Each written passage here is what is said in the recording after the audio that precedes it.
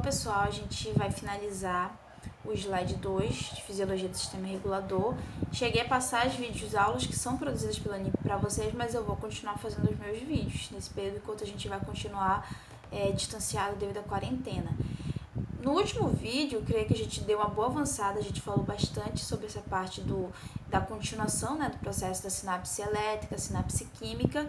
E para finalizar, assim, a sinapse química, que a gente falou sobre a questão de ser processos excitatórios, inibitórios. Então, a gente vai entender quais são esses neurotransmissores e qual é a função deles. Então, a gente parou no slide da parte 30 e a gente vai até a 32. Então, só esses pedacinhos aqui que a gente já vai concluir o nosso slide. Então, se você puder acompanhar aí, neurotransmissores, eles são substâncias liberadas por vesículas sinápticas. Aqui a gente falou sobre isso, deixa eu ver aqui meu quadrinho que eu vou tentar já explicar para vocês. Então, a gente falou acerca dos neurotransmissores e a gente falou sobre a sinapse química.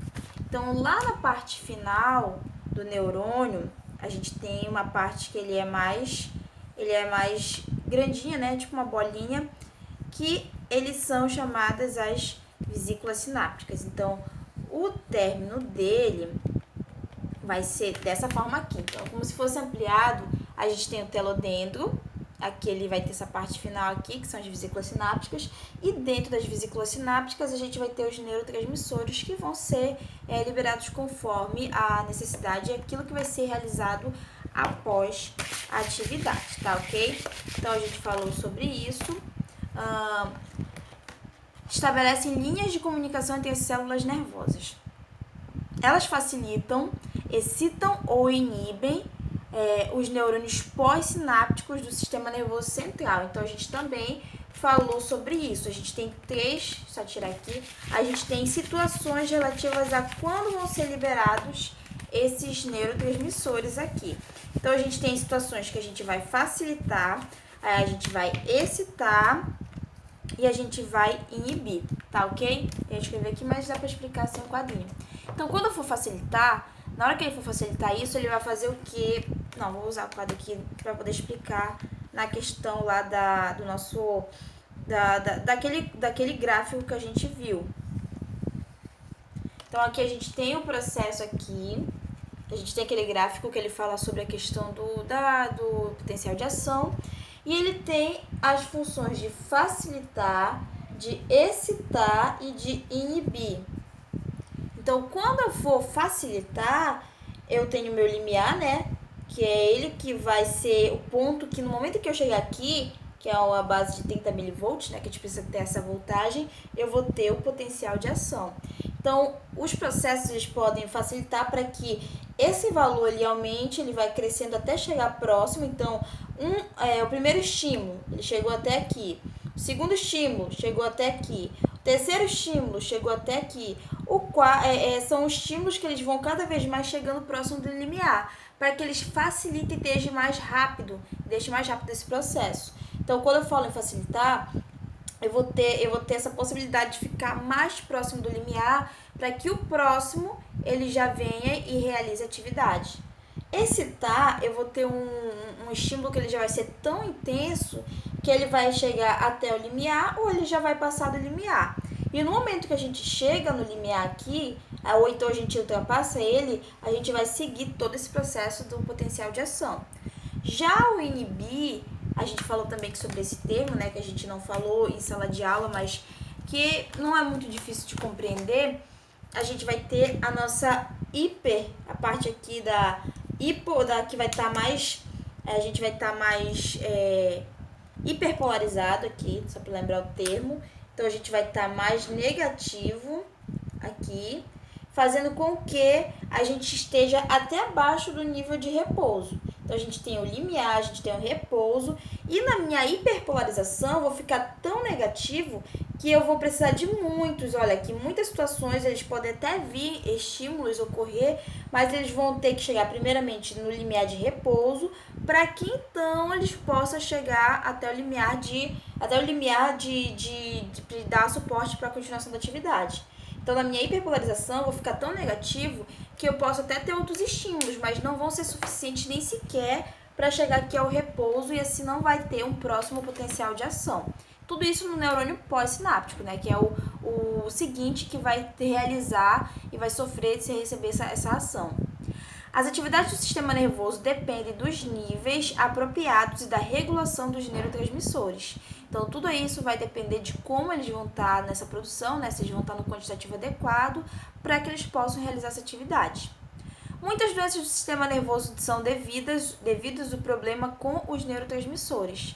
Então, doenças psicossomáticas, doenças psiquiátricas, que elas vão ter uma questão de que a pessoa pode estar na mania ou na depressão, ou então doenças que vão alterar a questão da contração e da liberação de neurotransmissores, de glândulas, de hormônios, por exemplo, eles podem estar tendo uma relação nessa questão da carência do excesso do neurotransmissor. Então, esse quantitativo ele vai definir se vai ou não tal limiar. Porque a gente tem o que é normal, né? Então, se eu tenho a mais, ele vai fazer aquela atividade de uma maneira muito mais intensa. Se é uma contração muscular, ele vai contrair quando a pessoa quer, quando a pessoa não quer, então a gente vai meio que perder esse controle. Já se ele for numa carência, por exemplo, se ele tem pouco e é relativo a uma contração muscular, eu vou ter uma dificuldade maior de realizar aquele movimento. A mesma coisa de uma glândula. Se a gente estiver numa situação que ele tem uma excitabilidade muito intensa, ele vai ter um excesso, ele vai liberar muito mais aquele hormônio. E dependendo do tipo de hormônio, a gente pode ter consequências, que elas podem ser fisiológicas, que elas podem ser visíveis, né, anatomicamente, e por aí vai depender daquele tipo de hormônio. Se for uma coisa inibitória, né, a carência daquele hormônio, daquele neurotransmissor, ele pode diminuir a liberação desse hormônio e automaticamente também o corpo ele vai sentir. Então, alterações nos neurotransmissores, eles podem acarretar em consequências mínimas, médias ou graves para a saúde, dependendo do tipo de ação que ele pode interferir nessa pessoa. Então, aqui alguns exemplos de neurotransmissores, né, que a gente não chegou a falar. O primeiro aqui é a acetilcolina, que ela é encontrada no córtex cerebral, né, que é a parte lá onde a gente vai ter o corpo toda a questão da organização dos neurônios. E em todas as junções neuromusculares esqueléticas, ou seja, a gente vai ter essa acetilcolina sempre quando tiver a ligação de um neurônio com uma fibra muscular. E no caso aqui, uma fibra muscular esquelética, que é relativa àquela musculatura que a gente tem o controle voluntário dela. Também no sistema nervoso autônomo. Então, nesses lugares, a gente vai ter a presença dessa liberação da acetilcolina. Usualmente excitatória, então ela sempre vai ter a ação de ter um resultado que vai aumentar aquela atividade. Então, ela vai criar mais potenciais de ação para que ele possa sustentar e manter aquela atividade. O bloqueio dos receptores de acetilcolina nos músculos esqueléticos leva à miastenia grave. Então, se houver alguma alteração, o uso de uma medicação ou algum fator que vai interferir nesse bloqueio dos receptores, né, que a gente tem a liberação dos nossos neurotransmissores aqui, dos bulbos sinápticos, a gente tem o nosso neurônio pós-sináptico e lá nesse neurônio pós, ele vai ter os receptores. Então, aqui a gente vai ter a nossa liberação dos neurotransmissores e eles precisam se encaixar aqui nesses receptores para que eles gerem esses resultados, excitatórios ou inibitórios, conforme for a sua função. No caso, a acetilcolina, ela vai ter sempre a função excitatória, que é gerar mais e mais potenciais de ação para realizar aquela atividade. Então, se eu tenho alguma ação, algum fármaco, que ele vai bloquear aqui, fazendo com que não haja a ligação do neurotransmissor com aqui o seu receptor, uma das consequências vai ser essa miastenia, que ela é uma fraqueza e fadiga rápida dos músculos que estão sob controle voluntário. Então, quando a pessoa tem essa perda de força instantânea, intensa, isso pode ser como consequência do bloqueio desses receptores de acetilcolina, que vai gerar essa ação instantânea e intensa, ok? A gente vai falar de em dois ou três neurotransmissores para a gente poder trabalhar com mais propriedade e também a gente vai dividir os vídeos, tá? Então, finalizando aqui esse vídeo, a gente vai falar sobre a dopamina, que ela é concentrada no encéfalo. Então, a gente vai ter o seu quantitativo sendo liberado nessas partes, nessa região. Normalmente excitatória, então o intuito dela na sua liberação é gerar novos potenciais de ação, né? Então, ela vai ter novas potenciais para que haja a continuação daquela atividade. envolvida nas respostas emocionais e movimentos subconscientes, ou seja, movimentos automáticos dos músculos esqueléticos. Então, quando a gente tem alguma alteração, principalmente de humor, uma alegria intensa, algo que vai gerar um aumento maior, uma questão voltada para a questão tanto emocional quanto aquelas ações relativas à musculatura, isso vai estar tendo a ação da envolvimento da dopamina que está gerando isso. Níveis diminuídos são associados à doença de Parkinson.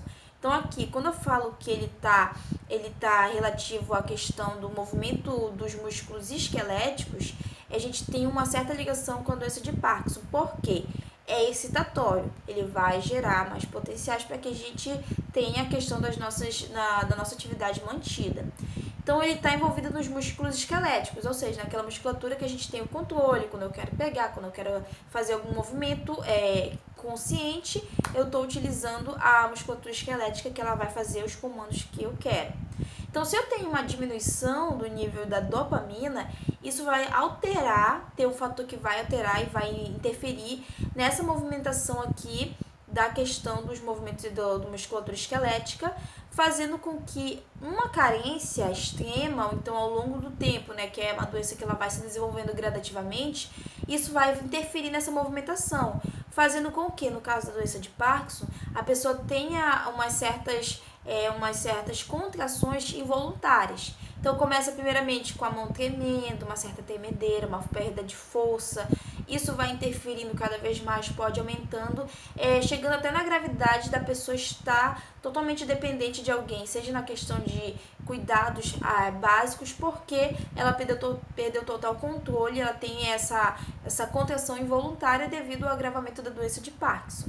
Então, a gente tem essa relação da dopamina com a questão da sua carência, que ela é relativa ao desenvolvimento da doença de Parkinson. E também ela vai estar voltada nas questões emocionais quando a gente está nessa liberação, nessa euforia, nesse aumento desse emocional, de respostas emocionais, a gente tem a dopamina envolvida, ok? Então, a gente vai continuar no próximo vídeo com os próximos neurotransmissores.